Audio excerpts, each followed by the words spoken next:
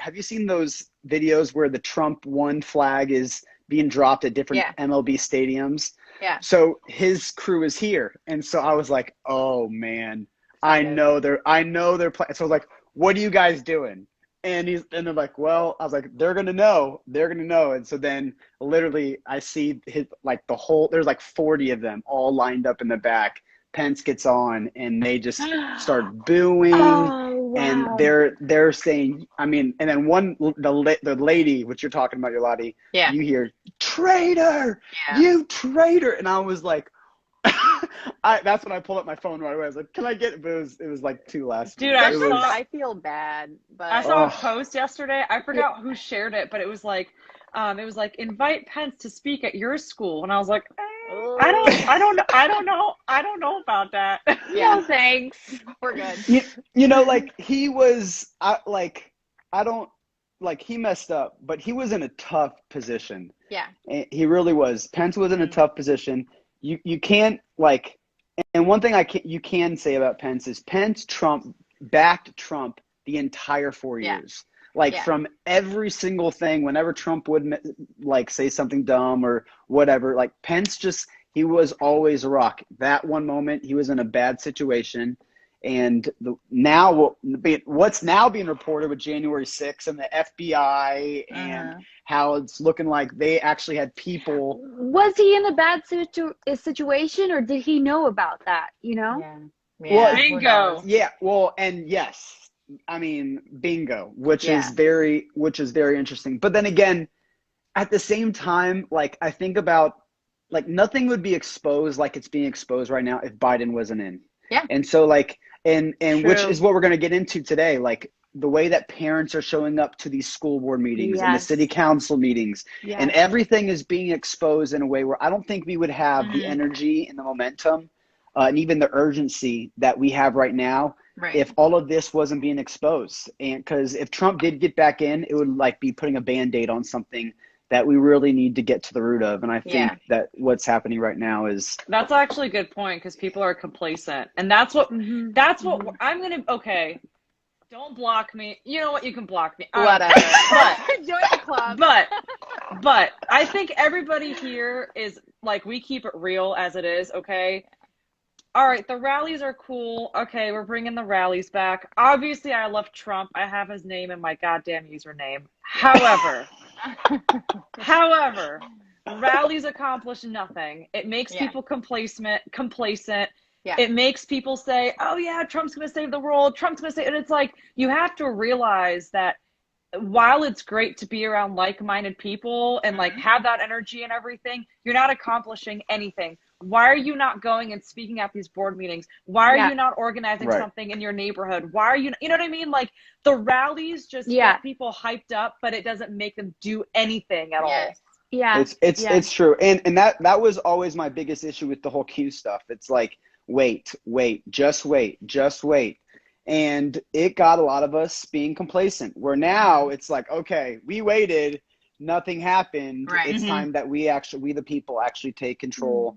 We start showing up, which is what all of you guys are doing. I mean, all of us are doing the work. And again, I'm happy that we're doing this and having this conversation. So this is how this happened. So it's so interesting. Okay, I'm so sorry. Libet, is that Nope. Nope. I already Lilith. My girl. I I texted Jordan, my come on! I got you. You didn't make a voice memo beforehand? No, I did. did. I did. Yolanda You said- did. I did. I was like, it's Lilith. He was like, Lilith, got it. Oh, it's so embarrassing. Oh my goodness. Okay, so this is how this happened. So I messaged right when I saw Lilith's video. I was like, Which oh my was god, awesome. which was So incredible. awesome. Yeah. Like, no, like when we're talking about lions, like you are a lion. Like Yeah. this is when we Yeah. talk about we want to wake up the sleeping Yeah. lions. Yes. This Yeah. is what we're talking about. Yeah. And so I saw your video, posted it, and then like I don't know, it was like a couple hours later. I've already messaged you like we got to get you on live. You're like, yeah, you hadn't responded yet, or maybe you just did. Yolati texts me like 5 minutes later after I message you, Jordan, I'm talking to a teacher right now. We got to get her on a live. And I'm like, I'm already talking to her. We're getting this thing going. And it was You're just adorable. like this snap. And no, it's, we're fans. I mean, I'm fans of all of you guys because, I mean, you guys are doing the work. You know, Samita, you are just taking over Arizona, and what you just led with this recall. And even though they're trying to BS you out of the signatures that you just got signed, I mean, you guys are doing the work. Yeah, and so that's why. I think you hit it on the head. We are sick and tired of talking, and we want change, and we're not waiting for some higher up to do it for us. Every one of us. That's why you're able to speak with such bold conviction and inspire so many people. All of you guys, you know, and it's really remarkable. And I say this all the time, and maybe I say it too much, but this is the reason I wanted to be an actress, was to inspire, to put an image in front of America, to inspire a moral direction of society. And that just doesn't happen anymore, but you guys are the real deal, really doing it. And it's so amazing, so important. And it's awesome that you're not just showing up to rallies and you're holding people to task and be like, stop talking about it, do something. It's incredible. And by the way, those board meetings are the most boring thing on the face of the planet. So, I mean, that's part of the pain of it. You know, you have to get uncomfortable. You have to be in some element of pain, and it's got to feel icky. You know what I mean? Like, it just has to. And that's when you'll know you're doing the right thing. Right.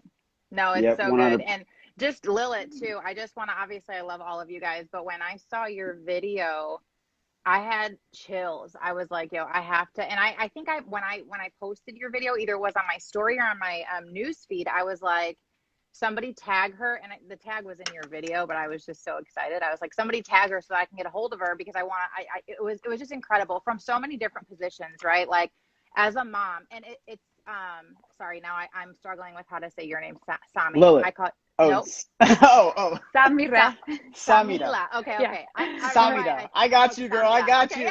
You're good. We're both struggling. But anyway, I don't even know. Now I lost my train of thought. But when I saw the video, there's so many other. That's what I was gonna say. There's so many different avenues that you hit, right? Like, so first it's teaching.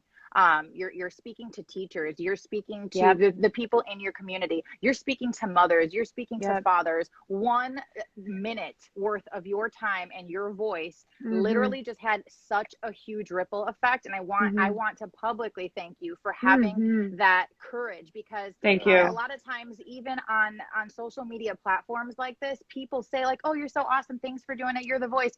But at the end of the day, at the end of the night, it does get extremely tiresome being that frontliner, right? And I know that there's a lot of us, but there's a lot of hate coming our way too. And just in terms of like, you know, getting out there and almost essentially putting your job right on the line. You didn't know, and you don't know, right? I was watching a little bit of a few of your interviews. You still don't know like what's going to happen. And I love your courage and stepping out in boldness. And I know that I appreciate that. Yeah, it's just it's incredible, right? And like on top of just how you handled the situation with how you brought up HIPAA, I was like, girl, I was like, get up. Listen, so first of all, I appreciate that. But the other thing is like, when they try to come at me with do you have a medical exemption? I was like, oh, they picked the wrong one. Yeah. When they said that look you gave, it was like slow motion. Y'all picked the wrong one today. I love it. I loved it. But what really made me so mad that night, I don't care about the boards. Like, I really don't care what they have to say. My message has nothing to do with them. But what pissed me off was like, here I was, this little tiny ass girl, me, in a room full of hundreds of people. I walk up there, don't wear the face diaper. I give my speech, whatever, everything's great. And then after me, everyone goes back up with their masks on. Like, why? Why? Yeah. And then after that, I had someone reach out to me and say, hey, I'm thinking about organizing the parents' next board meeting to not wear their masks. What do you think? I was like, good luck with that. Good luck with that. You know what I mean? Like, they're going to go home and they're going to complain about it. You have no reason to wear it. So I think that's been, me and Ross, Ross the Boss, we have a podcast and we talked about this yesterday, where like, it gets depressing when you really think about how much the mainstream like really controls the minds of the majority of this country. Yeah. And it's like, we have our voices, and, we're getting the word out. And I will say the conservative movement is waking up to it in a whole new way. But it is frustrating. We talk about these issues, and a lot of the issues that we're talking about are depressing. Just talking about and getting the word out is exhausting in itself, let alone showing up to the meetings and putting the word out. Right. But I mean, again, I will say that's why I do believe, having Biden in right now is a blessing in disguise at some point, because it really is exposing what's going down. And this FBI stuff and January 6th, and it's getting nasty. And I really like the rallies.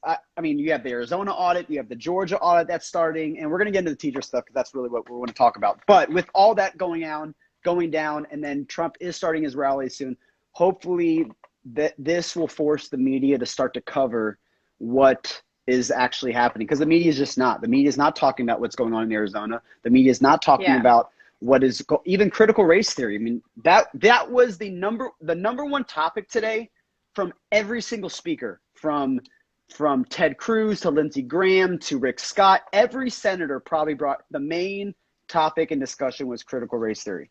And so the word is out, and it's a good thing. So all right, so real quick, everyone that's watching, there's a little arrow at the top. You click that, and it's a drop down window. Make sure you follow everyone that's on here, because if you follow their work, you're going to see what they're doing, and they literally teach you on all of their social media platforms. Really stay in touch with everyone that's on here as well. If you guys want to ask questions in the last 10 to 15 minutes, we're going to leave some room for some questions as well. So if you guys have questions for anyone that's on here, please do it. But let's start with that video. The first thing that they talked about was your medical exemption. They were trying to spook you off, scare you off, try to get, and just the way you answered it was like, okay, no, we're not going to, you didn't even entertain it.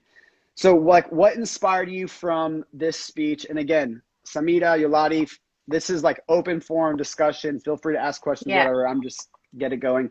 Tell me, what was your inspiration of getting speaking, and what was the point you're hoping to get across? So I spoke in front of that board back in March, and that video went viral too.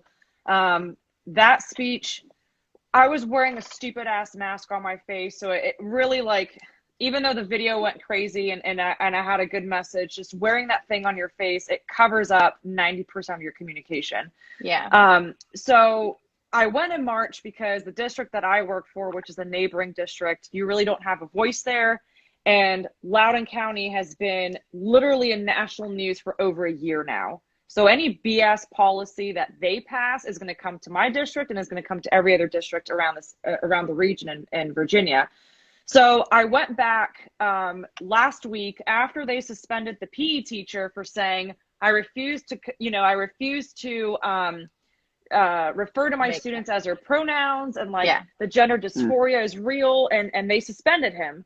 So after that, a whole bunch of us were like, okay, we're going to go and we're going to speak. So everybody was kind of there for different reasons, but combining it all, we're there for let us live, let us be humans, let teachers teach, let parents, raise their own kids. So to answer your question, I spoke up to give my message of encouragement. There's so much darkness in the web of education that I don't want people to just be like, you know what, that's it, I quit teaching.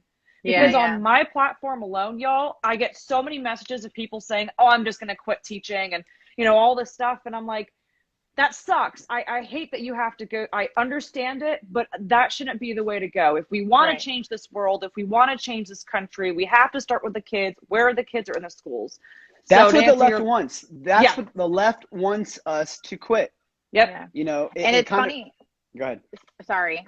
No, it's funny because it actually speaks to the point, Jordan, that you were making about, Trump, or Biden needing to be in office, because it requires us to work as Americans. We're fighting literally for our country back. And so at the end of this, because I know that good will prevail, we're going to be able to look back and not say, oh yeah, Trump took care of everything. We just got to keep lollygagging, in this beautiful, wonderful, free country, and we didn't have to work for it. So everything that you saw her doing, and Lilith, and how we're even using these platforms, and even just speaking out, all of this is essentially, it's going to end up being the history, right? That we're going to be able to look back on and say, man, when we had literally the worst president of all Yep. time in office, Boom. we were, you Yeah. know, like pushing at the dirt and trying to Yes. to break way, you know. So yeah, but go ahead, Jordan. I know what you're saying. No, so okay, so then what were the like you as a teacher, what were like the three darkest things that you saw as a teacher that you're like, okay, these are the things that we have to fix that caused you. Yeah. I mean, I know, obviously we know we have the unmasking, but like, yeah, three things. I mean, if you have more, you can. Good God, I don't think we have enough time to cover all of them. Okay, so pre-COVID, I was screaming from the mountaintops about the issues that I saw in school. That was lack of attendance, lack of discipline, lack of consequence, lack of accountability, lack of a dress code. My high schoolers should not walk into school looking like they're ready to hit the strip club. Sorry, love you, girl, but you should not be showing up to school that way. And you damn best believe if your mom's not going to tell you, your dad's not going to tell you, I'm going to tell you. Yes. So that's the first thing that I saw, and that just got worse during the shutdowns. Number two, I saw the trainings that the teachers were that they're putting us through. I talk about this all the time. Before we come out and indoctrinate your kids, they have to indoctrinate us first. Yeah. Okay, Wow. so let that sink in for a minute, because a handful of teachers that maybe never really thought about, you know, like seeing people in a different lens and going out of their way to feel, you know, white guilt. Now they're posting, oh, I read all these anti-racist books over the summer and all this stuff. So that was the first one. The second thing was brainwashing, indoctrinating teachers before we brainwashed you guys.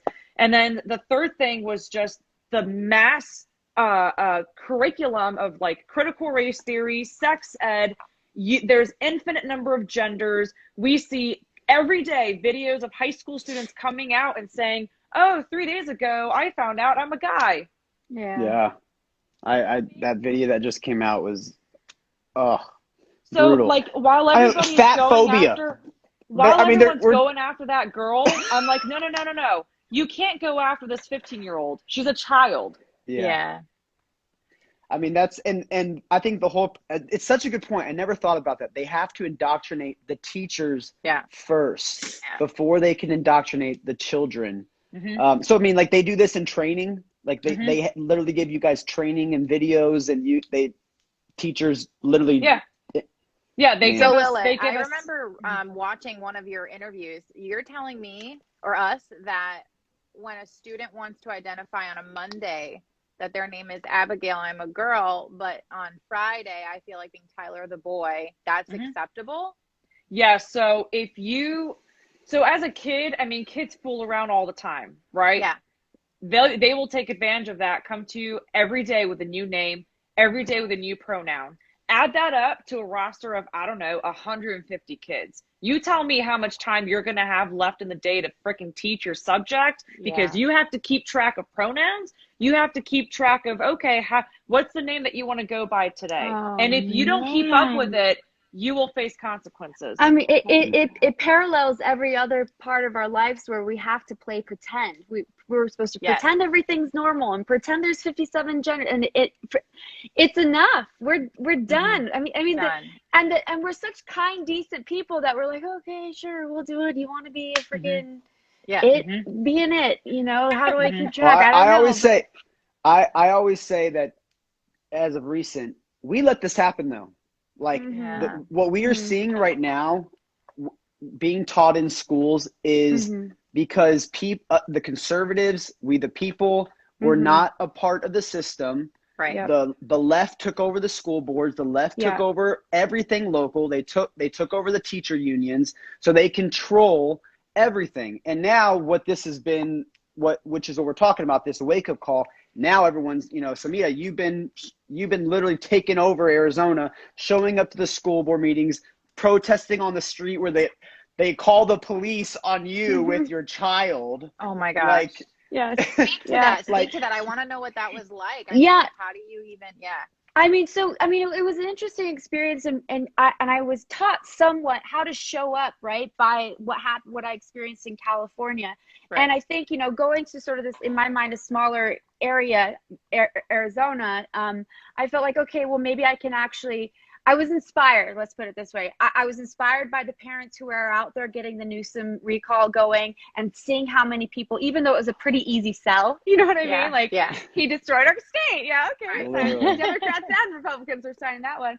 But and I knew that I didn't know how to have to know every aspect of the past, that I just had to go off my first instinct, which was, as far as I knew, was protesting. That's what BLM was doing. They sure got a lot of attention out of doing that. You know? That's true. So I went to the school boards because everyone's like, oh, you have to go the proper route, you know? And so and by the way, there were parents ahead of me at the beginning of COVID, through COVID, all last year in 2020, going the proper route, going to the school board, showing evidence, showing information, and nobody listened to them. So they left. And that was their solution. So, you know, I went in there, I'm like, okay, I'm going to go the proper route. I showed up to the school boards, and it was not, and then it was no response. It was talking into an abyss. And then I found out, you know, the experience of the other parents. So I finally was like, look, I'm not going to co-parent with the school board. My kid's not, in the charter, public and charter handbook, parent bill of rights in Arizona, I have, as the parent, the authority to choose the health decisions for my child. That's good. And they completely ignore that. They don't care that. But I'm not waiting for permission anymore. So I wrote them and I said, I'm not co-parenting with you. My son's going to have no mask. And I'm going to protest. And I knew I had like 4 weeks left of school. I'm going to protest every day outside at pickup until you change your mind. And of course, I was like, I really didn't like think it through that I would really have to be there for 5 days a week for 4 weeks straight in the hot Arizona sun. Oh my! Pickups in the summer. 2:45 to 3:15. So, you know, it's not forever. Yo, that's dedication. If I worked at that school, I would join you with like ice cream. That was actually, that was interesting. There were a lot of teachers who were very curious and were like, you know, this is a really freaky thing for you to be doing. Like, what is this about? And it was an interesting experience. What I thought was, it was a free-for-all. Everything I've done since September has been a sort of kamikaze, you know, like all of you, you know, like, I don't know what's going to happen. I might lose everything, but this is what I'm going to throw all my cards, I don't know, into the pile and see what happens. And it paid off, because at the beginning of the protesting, I had nobody on my side. At the end of it, I had a list of 15 parents on a DM, showing up to the online school board meeting, sending emails, taking over, aspiring to take over positions in the school board. We're still working on that. But, it took over. I finally was like, oh my God, I'm done. I don't have to do shit anymore. You know what I mean?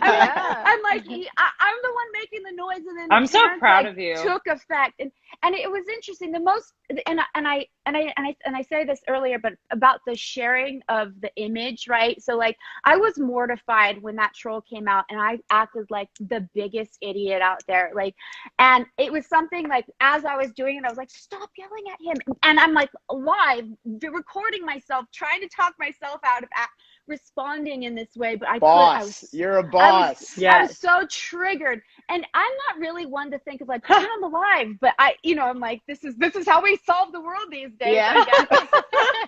And I had just enough rage and just enough information to be somewhat productive, and I think inspire other parents, because what they saw in it was the hurt and the sorrow and the anger and the frustration that they too were experiencing. And what happened was, and this is the best thing ever, moms started writing me. Moms and dads started writing me, and I would DM them my phone number, and they'd call me up, and I'd tell them exactly what I did, how I went through it, and not that you would achieve your goal, but at least you would be motivated to participate. And a lot of them did achieve their goal, and a lot of them, they sent me videos of them talking in the school board meeting. Amazing. It was amazing. It was an incredible experience, and that's why I thought your video was so profound, because up until then I'd seen other parents, but I hadn't seen other teachers speaking out on behalf. And it's like Erin, the whistleblower in the hospitals, it's like she started it, and then slowly but surely, very slowly but surely, other hospital workers started speaking up. It's definitely a ripple effect. Like back when I spoke for the first time in front of the board, like back in March, after that, there were like 2 teachers that came to the following school board, and then 1 more teacher came to the other school board. And then Wow. by the time we got to Tanner Cross, so like, you know, it's not like I started anything or I did anything special. Like you and I aren't doing anything special. Totally. Do you know what I mean? Totally. Like, and also, we're not we weren't even the first. There were Yeah. plenty Exactly. of mothers out there before I started speaking up who inspired Same me, here. you know? Same here. There was a teacher who spoke at the board way before I did. Like people, you know, people have been doing it at their own time, but the more of us that do it, the people feel more comfortable and grounded. Like for me, you can throw me in the trenches and I'll die for what I believe in. Like I don't care. That's I'm not going to wear the kamikaze, mask. yes. I will die. I will die for. I will storm the beaches of Normandy. Take me with you. So, but there are people out there that aren't comfortable doing that. So if we can, you know, if we're okay with like stepping in that bucket of you know, whatever and taking that lead, then do it. You know, what's holding you back? And I think it should be noted is that, you know, people write and say, like, I'm not an activist. I'm like, I'm not either. I don't know how to do any of this stuff. I've never been to a board meeting in my life before a month ago, you know? And it's uncomfortable.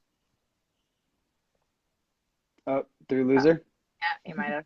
Oh, it's sorry. super uncomfortable is what she was going to say. It is. Yeah. It is very uncomfortable. There, you're back. Am I back? Sorry. Hold on. We lost you for a second. You're okay. back. Okay. No, I was just saying, you know, you walk through it. You walk through the discomfort. And, you know, a lot of us say, you know, have a God in our life. That's what God is there for, to give us that strength. You know, we're not alone, you know, even when we're alone, we're not alone. Yeah, no, that's so good. And I think courage is contagious. You know what I'm saying? And a lot of times, and a pastor actually asked me a few years ago, like, Lottie, what, and this was when I was working for the church, so it had nothing to do with politics. And I didn't really realize at the time when he was asking me that what I was saying. But what he said was, what do you think your purpose is? And I like, why were you created? And I was like, I had never thought about it before, really. And I was like, I don't know, I guess just to be a voice for the voiceless. And now, I said that 2 years ago, and now I'm like walking into the season, right, of just kind of being, I don't want to even say like a voice, but just frontlining certain things. Because so many people will write me and just say, man, like I feel like super inspired. I feel, you know, courageous to speak out to my best friend or to my parents or whatever the case. And obviously we don't want to encourage division, but at the same time, like, you have to be your own individual. And if you feel, if your body and your mind and your heart is telling you that you see things that are wrong, you need to feel comfortable and have enough authority to speak out to those things. And just because that's how you feel, and every single person is entitled to that, even the left, even if they're batshit crazy, they're still entitled, right? So no, I'm totally with you, but it's one of those things where sometimes people just need that person, whoever that is, right? Because I can speak a message in a certain way. Jordan can speak the same message in a different way. And I'm going to collect 5 people over here. He's going to collect 7 people over there just by the delivery. So each one of us being intricately different and woven that way by God is basic. That's our purpose, right? So we're all speaking the same message, but in different ways, which means we're going to collect a bunch of different people. I love that. So yeah, that's so good. So, okay, so let's say there's a couple hundred people on here. I'm sure majority of them are parents. You got a mom or a dad. They got a couple kids. They're very concerned. They want to know, okay, what can I do? Where are I need a 3-step guide of what meeting do I go to, or how can I start a group? I like when you do that. This is, I think of the Hunger Games. Okay. So, go for it. Okay. Great question. So number 1 is to keep your ears and your eyes open. How can you do that? You don't have to spend 24 hours a day researching critical race theory, sex curriculum, all that stuff. Nobody has a time for it. It doesn't require you 24 hours a day to do that. Right. Simply be aware of what your child is reading when they're in school. I mean, the information is in your child's book bag. You know what I mean? It's right under your nose. The schools don't hide it anymore. They're just able to take phrases and substitute that with critical race theory. So I'll get into that in just a second, so you know how to look out for critical race theory without it actually saying critical race theory. So, but the first thing, the most important thing is like just to keep your eyes and your ears open. Know what your kids are reading. Go to back to school meetings, back to school nights. Go to your school events. You know, go to teacher and parent whatever conference or meetings. Go and get involved as much as you can there. The second thing you want to do is form an alliance. There are many local pissed off parents, local pissed off students, local pissed off teachers. I don't care how red or blue your county is, okay? Yeah, I live in Northern Virginia. This place has turned into a liberal. I refuse to believe that Virginia is blue. It's not, but Northern Virginia has really, really just reeked recently because of all the government people that work here. But even then, so many people, because of the last year and a half of chaos, they're like, I'm never voting Democrat again. I'm over this. They've ruined my kids. So we are the majority, period. Exactly. That's so true. The second thing that you want to do is form an alliance. How can you form the alliance? You get out of the house, you go to these board meetings, you join your local, I don't know, GOP or whatever political group that you have, or if you don't have one, start one. It might start off with just 3 people and it's going to grow, I promise you. Okay. Wow. So that's number 2. Number 3, stop voting for the same people. Okay. Who put you and your kids in your current situation. Stop voting for those people and don't be discouraged. Like, don't be discouraged. There are resources out there for you. There are people out there for you. / you will get discouraged, but you don't have to stay there. Right, absolutely. So those are the top 3 things that I would start with. There are 3 websites that I'm going to type in the chat, and then Jordan, if you want to pin them. So these 3 websites will give you resources on critical race theory. There's also a map of like what schools and universities are teaching critical race theory, and just a bunch of resources for you guys to like follow. Incredible. So I'll type those 3 in the chat. Could you say them, because people that watch this video later, they're not going to see the comments. Yeah. Okay, the first website is whataretheyllearning.com. Okay. I love it. Whataretheyllearning.com. Whataretheyllearning.com is the first one. Okay. Number 2 is criticalrace.org. All right, criticalrace.org. Number 3 is defendinged.org. Defendinged.org. Okay. Awesome. Yeah, if you can type that in, and then I will pin it. Samita, do you have anything to? Yeah, actually, what you said inspired me. It triggered some memories of the process I went through. And you said forming the alliance. How do you form an alliance? So obviously you can stand outside with a sign. You can also, I know you have to tiptoe around and do a little bit of recon. Hey, what do you think about this message? You know, a little bit of like throwing it out and seeing if you reel back. Start a conversation. You start a conversation with multiple people, get the sense of where they're at, and then what we actually ended up doing, a girl my son went to school with, told her mom what I was doing because she had heard her mom complaining about it. So then she found me on Instagram. We started talking. We went through the school list, the directory, which you should be able to get at the front office, the directory of families. Cold call them. Hey, how do you feel about, and what we did first was, okay, and we brought her child. We said, hey, what do you think that family thinks about it? What do you think that family thinks about it? Would his family be anti-mask? And then we marked which ones were and reached out to them. And so so we wrote emails, we made phone calls, and we got, I feel like I would do that, but I would be a little bit like, you would probably be so great, or probably were so great at cold calling. I'd be like, let me look at their Facebook and see if they've posted anything political. And then I would get my way. That's smart. That's part of the recon. You know, that's so part of the recon. Yeah. Totally. Well, go ahead. Sorry. Oh, no, that's it. That's just, the process of forming an alliance. It's like a weird new alternative way of making new friends, I absolutely love it. And I'm not doing this to put in a plug, I promise. But if you do go to speaktruthwithoutfear.com, when you do put in your email, we send you guys right away in the initial email, we send you a 1-page document, and it's 3 steps. And it literally teaches you, excuse me, the first step is investigate. We give you a website, you put in your address, and then what you do is it pulls up who the school board is, the city council, your mayor, your lieutenant. It gives you all, and it gives you their phone number and everything. Yes. So the first step is investigating who are the people in power that actually do this? So number one is investigate. Oh my God. So number one is investigate.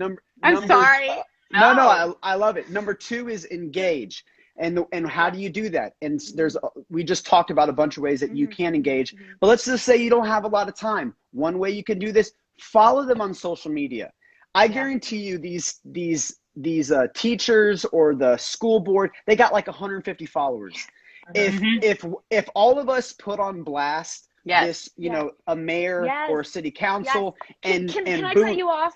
Please. Can I cut you off? This is amazing. So one mom who reached out to me, wanted the courage, gave her a little bit of insight to what I was doing, printed out photos of the principal without a mask around kids, the teacher without a mask around kids, the wrestling, and then in the board meeting had her little children, little girls, hold them up for everybody. Oh So my get really God. creative with it, and you exposed it. And the other thing is, I want to say, and then you post it on Instagram, and then you post it. You post it on social media, and then you tag them. You tag them. Yes, you post. She posted her videos. I reposted it. I posted her speech, which is epic. So it inspired other people to, get speeches.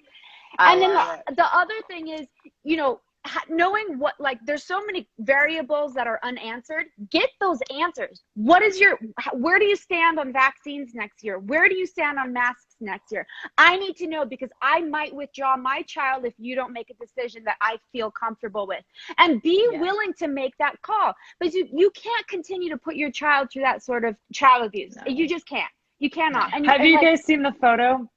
I'm sorry, go ahead. No, you're good. You're coming. Yeah, it's all good. Have you guys seen the photo of it's a little child in a hazmat suit with the goggles, with the mask, and the mom is leaning down and saying, I know, honey, your mom is just not strong enough to speak up for you. Oh, it's so sad that everyone likes to complain and, blame the system and all this stuff. But here we are masking our 7-year-old child. Are you kidding me? It's so real. And you know what? We touched on this, Jordan, on our, I think a few lives ago that I did with you. The literal fact that kids are afraid of getting into trouble, their friends making fun of them, being outcasted, their grades being lowered, right? Like we're already setting them up to be essentially an outcast, right, in the classroom.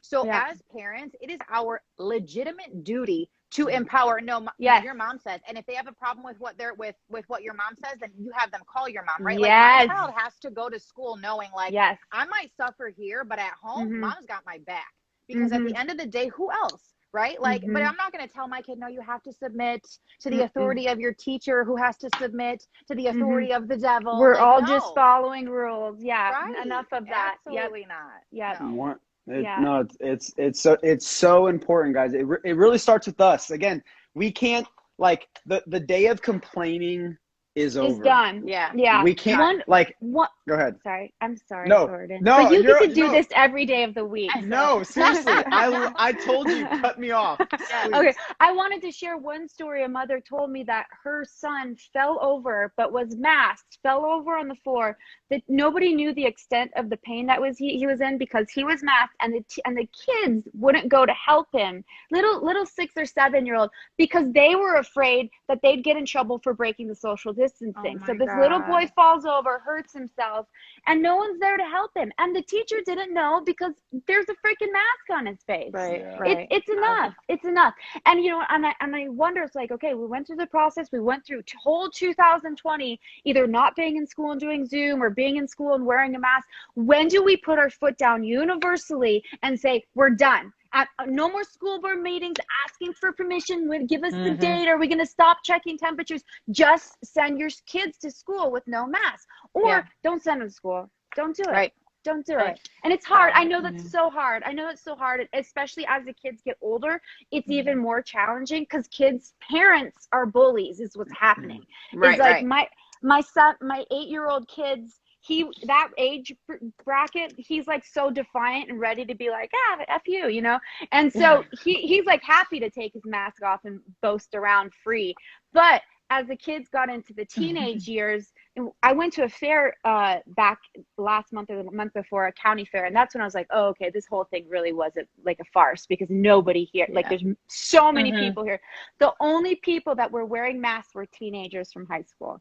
And I think it's like a peer pressure, like a social standard. Yeah, so that's really the struggle. It is. Right. You're going to want to be like not put your kid in that situation, but kids are going to want to go to school. They're going to want to do what everyone else is doing. So it's really up to us. You know, we can't send them in as our little soldiers. We have to put our foot exactly, because if the parent isn't strong enough to say, no, this is stupidity, the child's going to go along with it. Because a kid, here's the thing that I say in like literally every single conversation with people is, kids are the most vulnerable population, period. Why are they going after our kids? What do they want from them? They're vulnerable. Right. If you tell them to be afraid of the doorknob, they're going to be afraid of the doorknob. Right. You know what I mean? These kids, for the last year and a half, have been convinced that if they don't wear a mask over their face, that dirty, stenched, sweaty mask on their face 8 hours a day, that they're going to kill their grandma. I kid you not, okay? God, that's what the kids think, is they're going to kill their grandma. And when they see you and I out and about not wearing masks, they are not afraid to come up to you and ask you why you're not wearing them. Right. Yeah. Well, this is why the left is against school choice, because they want to be able to control what everyone is learning and being educated. I'm telling everyone right now, 20 years from now, like the kids that were homeschooled, they're going to be like the new punk rock, where it's like, you were homeschooled during that time. Oh, you're the lucky one. Like for real. But again, I think I'm sorry.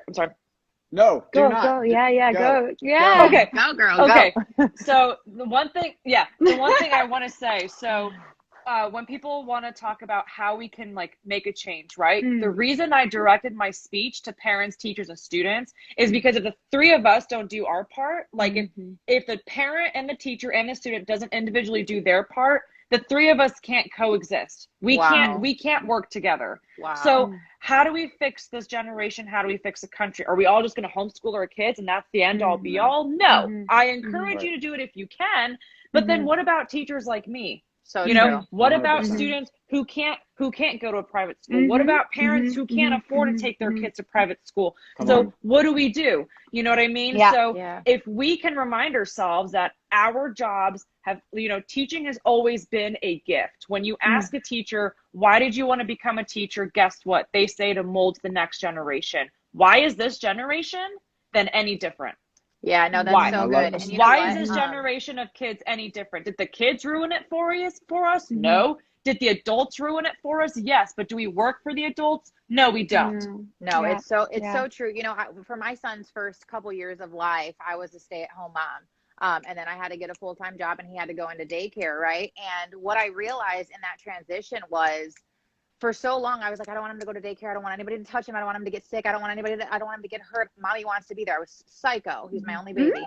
And then I realized when he went to school, he started to just develop into this, oh my gosh. And I was like, that is the moment that I felt like God was like, Lottie, you're not the only one made to invest and so into him, right? Like he needs teachers. These people have purpose in his life. They're going to fuel him and feed him. So with what you said about the three having to work together in order to make not only a better unit just for the community, for us as parents and as students, but just in general, like teachers having jobs and purpose. It's so critical. But that's a really, really good point. And your perception of it emboldened and strengthened my understanding of what you were saying, because now that the parents are speaking out, the teacher, my kid's teacher, feels like she has support finally, and said she would strike next year if they force masks. Exactly. Wow. And so that's interesting, because that's exactly those three things working together. I mean, if you're lucky enough to have a teacher like you, or my son's teacher. Question: what is your standing in what's going on with your school? And if you don't mind my asking, do you know? With you? Oh, like are there after speaking out? Personally? Yeah. So I don't know what's gonna happen for next year. No clue. Maybe we can move you out to Arizona and have a private teacher co-op with certain students I know you'll probably be in so high funny. demand. That's so funny. No, I mean, the truth is, no, that's a good question though. The truth is like, I don't know if, you know, what my employment in the school system is going to look like next year. What was the reception? Do I give a Jack Black? I don't give a Jack Black. What was the reception when you were so bold with your speaking from the school? So I got a ton of emails from teachers in the district that were like contacting me and saying, thank you for speaking on behalf of us. And it's so great to know that I'm not alone. Like, you know what I mean? Like, even if I am the only person in this entire district, I don't care. I'm going to do it. Like, I'll die for what I believe in. But we have to do our individual part as parents, as teachers, as students, so that we can start to see some change. Because what I want to see in the next 5 to 10 years is the education system be reformed by us. So kids have the ability to go to school. The parents have the comfort of knowing that there's people like me in the building who have their child's best interest. So I don't want it to be like, okay, all the students are now being homeschooled. All the parents are now done with public school. And then there's teachers like me that are just quitting every day. Well, where are all these? Let me ask you this. Where are all these teachers going? Guess what they're doing? They're getting a government job, working in an office, working for the same people who hate your guts. You think I'm going to take a government job? I don't think so. Well, this reminds me of like, it's kind of like what's happening with the police right now. It's like we're saying defund the police, and which then it's causing the police to resign when it's the last thing that we really want. We don't want the good teachers quitting and resigning. Sabita, and that's why we have to get your support in order to keep the police. And let me just clarify, when I say poll your students, that's obviously a last resort, but the school gets funding based on attendance. So if all the parents universally say, hey, this is what we want, math choice, or we're out, that's exactly. So that's a frightening place for the schools to be. Yeah, so that's just really a negotiation tactic that we used. And so now we had a board meeting last week. We've expressed it various different ways, and they actually this time asked, like, how many parents will actually leave if you, and we were like, we're out. So great point. I'll tell you, last year, like at the beginning of this school year last year, within the first I think it was in the first month. Okay, so Fairfax County Public Schools is a large district in Virginia. It has over 188,000 students. Within the first month of school, can you guess how many families pulled out? How many? About 7,000 families. Wait a minute. About 3,000 families within the first month. By the first quarter, we had about 7,000 families pull out. Wow. That is just in one district, in one part of the state, in one state, in one part of the East Coast. So you multiply that by all the families that are pulling out. Where are all these kids going? You know, so it's like you have to build that network. You have to network with one another. So that goes back to all of our first points of like, you're not alone. Yes. Yep. Yes. No, yes. That is so good. So we got about 15 minutes left. I do want to get to a couple questions, but really quick before we do, Lily, can you talk? What's your recommend like for the students? Like, I mean, because I know good question. in your video, like you talked to the parents first, then you talked to the students, then you talked to the teachers, and then and then you went to the school board and they cut you off at like the last second, which you still kept going on, which I love. So what would you say to the students? How do they speak out in a system that's kind of set up for them not to really say anything? Okay, so and again, 3 things. I love this. Okay, so again, you want to like form that alliance that adults are going to be doing in their community. So, you know, tag team with your buddies that you're close with in your school, and you know, have that support system in place. Whatever you decide to do with that group is up to you, but at least you know that you're not the only one that feels that way in your school. So, you know, find a way to like niche with those kids in your school. That's the first thing that you want to do so you can have a support system.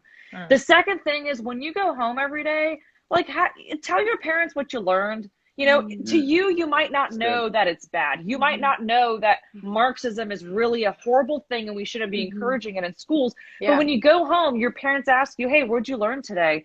You were there. You endured it. Tell them everything that you learned. Show them the material that was given to you. You know, have that dialogue with your parents so that your parents know what you're learning, so that they can fight for you. Lilith, and that they are you a mom?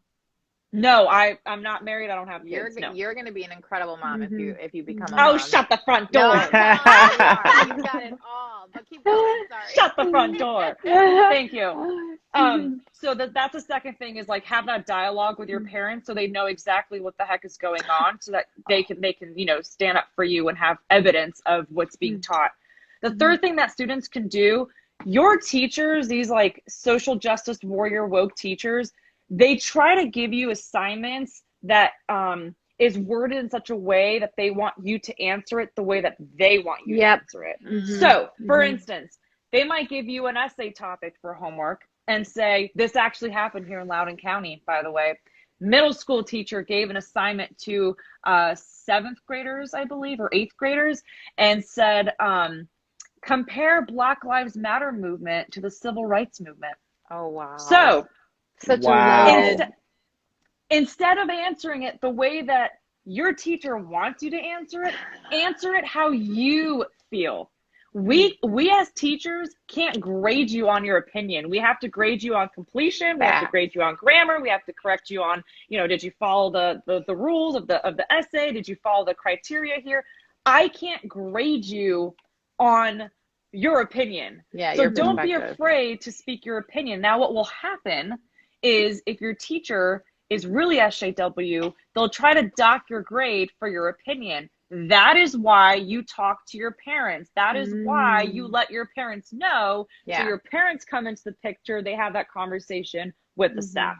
That's so good. And for all the parents that are listening right now, make sure you reiterate everything that she just said to your kids. So it's, hey, when you go in school right now, make sure you let us know what's going on, because I think that's a big part of the conversation. Huge, yeah. I saw a question saying, can you comment on how to identify critical race theory? Oh, yeah. Okay, perfect. So a couple of words that you're going to see in your child's curriculum: anything that talks about diversity, equity, inclusion, social justice, racial equality, social emotional learning, 1619 project, what are cultural responsive teaching, CRT. See what they do there? See what they do there? Cultural responsive teaching. See what they do there? So they are now seeing that the pushback that they're receiving for this curriculum. So they'll take another phrase of words and substitute it for critical race theory.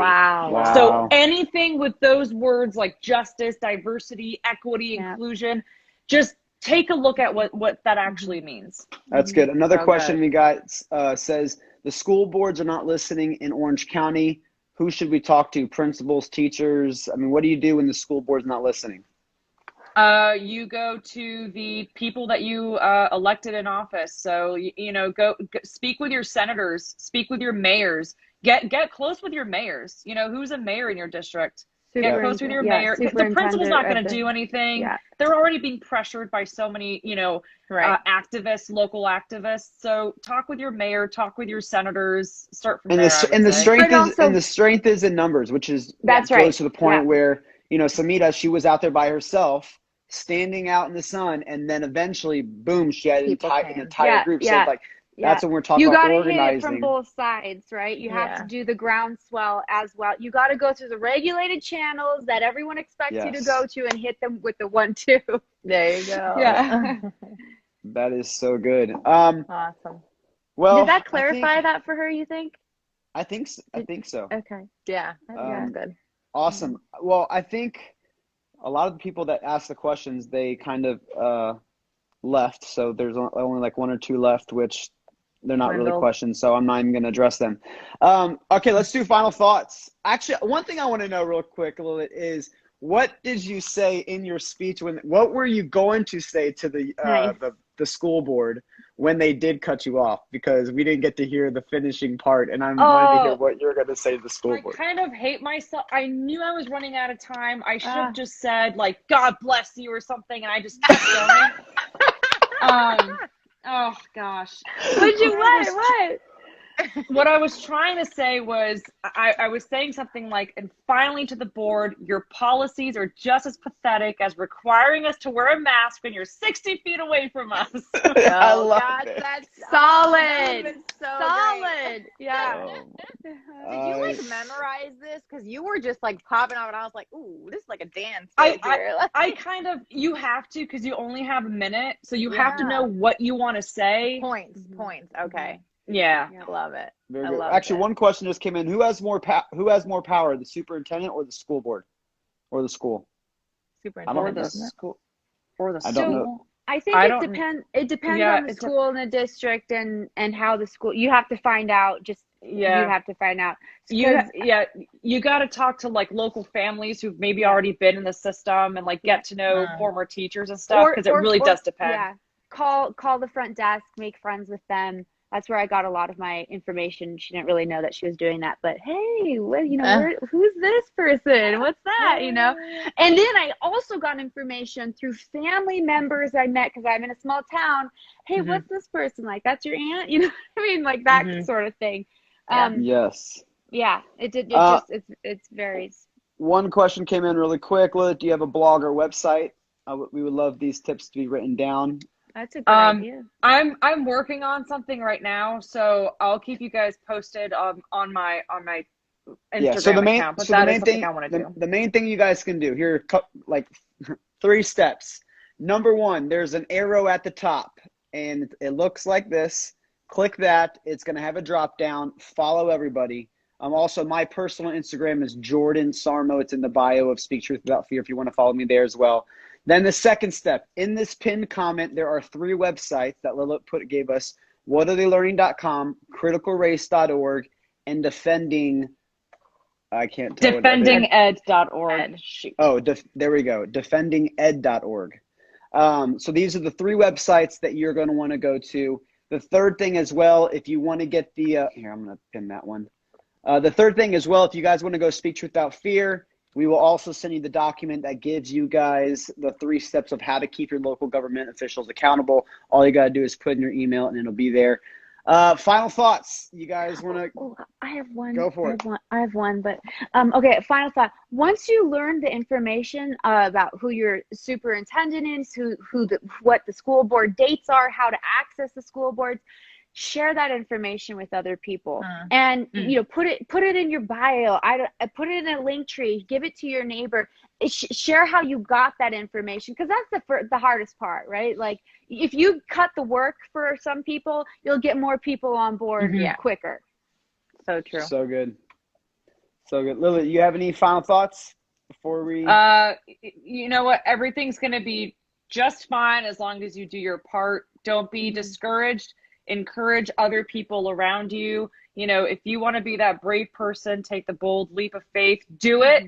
Our expiration time is only so long, so far away from us. So the more that we huddle up in a corner, go on social media and complain in my DMs, the less time we have to actually make an impact. So don't be afraid, stand for something or fall for anything. So good. Yolati. No, I just, again, I want to thank both of you guys for what you're doing in your communities and your counties.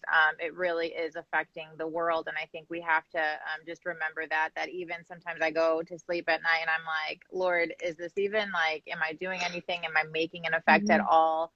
Because at the end of the day, this is God's work, right? And so I just want to encourage you guys, parents, if you're on here, support your teachers. They have everything to do with where our kids are going and who our kids become. And then teachers too, if you're on here, if you have, I know that a lot of people are saying, oh, the school system, teachers kind of just get jumbled up into that whole, like, oh, the school education and like, why am I even going to send my kid to school? There are teachers there that care just as much as we do as parents, sometimes, if not more, depending on what, the home life is like, that care about our kids. So let's not just compile all of them or generalize all of them into just, the school system is left, so that's how all the teachers are. It's not true. And just, stay encouraged, because again, like I said at the beginning of this, we are the majority, even if it doesn't feel like that on a day-to-day basis. So yes, boom. I freaking love it. All right. So you guys know the websites to go to. We're going to keep this live up as well on this page. So make sure you guys share it to get the word out. One last two quick announcements. Number one, reminder, click the arrow, follow everybody. You need to make sure you stay in touch. DM them. If you have questions, DM them. Like, seriously, reach out to them. Don't be afraid. They'll answer back. And then the last thing, real quick announcement on for Speak Truth Without Fear. We have a new podcast that came out today. Me and Ross are on it. We talk a lot about this. I want to have all three of you guys on the podcast as well. So I'll reach out to you guys individually because I want to keep this conversation going. Awesome. And seriously, I love you guys.